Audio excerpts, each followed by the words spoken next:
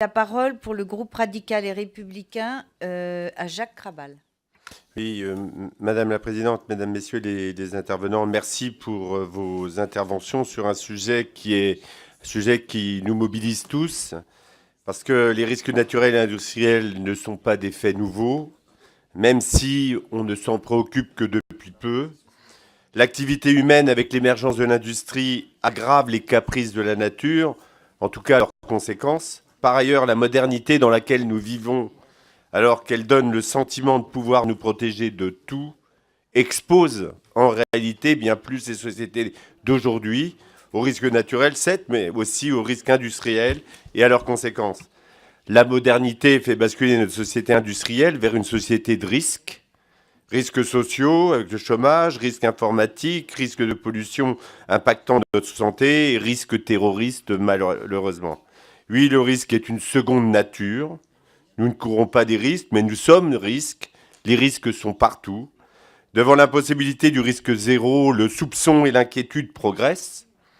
Et l'enjeu de cette table ronde est bien de tenter de trouver des solutions à ces problématiques très sociétales.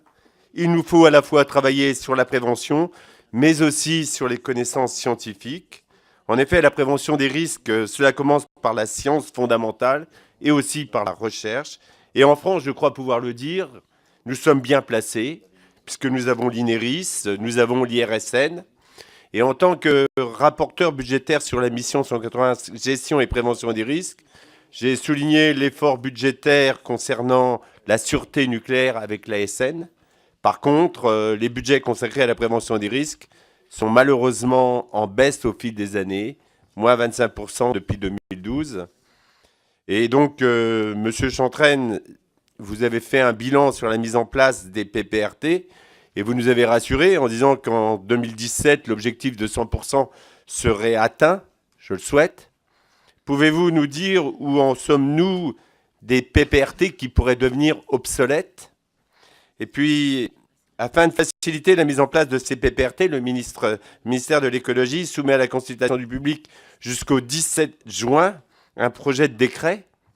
Ce décret précise les modalités d'information des propriétaires ou gestionnaires des biens autres que les logements. Qu'en pensez-vous ? Il prend en compte également le classement des stockages souterrains en ICPE. Comment l'UFIP s'y prépare ? Et puis, suite aux attentats de Saint-Quentin-Fallavier sur l'étang de Berre, le gouvernement a adressé une instruction interministérielle au préfet portant sur la sûreté des sites Céveso. Je ne vais pas m'étendre sur ce qui a été dit sur les sites Céveso. Cette circulaire, il y a 7 points, vous les connaissez. J'aimerais bien que vous puissiez établir un bilan d'étape sur ces différents points. Chaque exploitant d'établissement Céveso doit par ailleurs réaliser une auto-évaluation de son site avant la fin octobre, échéance repoussée d'1 mois. Pouvez-vous nous dire à quel stade en sont ces évaluations ? Ce qui paraît essentiel sur ces sujets est d'avoir une vision convergente et partagée des différents acteurs. L'État a son rôle, ses responsabilités, les entreprises ont les leurs, les outils juridiques existent, mais ces outils ne valent que dans la mesure où le territoire, et ça a été rappelé, le territoire et les riverains se les approprient. Donc j'aurais aimé entendre le président de la Maris et le président des riverains qui sont là avoir leur réflexion sur ce sujet.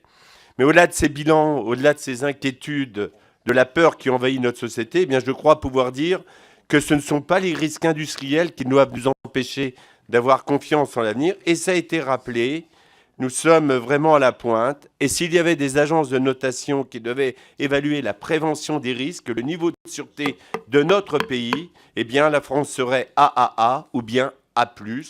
Donc pour terminer, bien sûr, Jean de La Fontaine, je pourrais vous dire, né à Château-Thierry, que 2 sûretés valent mieux qu'une, dans le loup, le chèvre et le chevreau. Mais je préfère celle-ci, l'hirondelle et les petits oiseaux.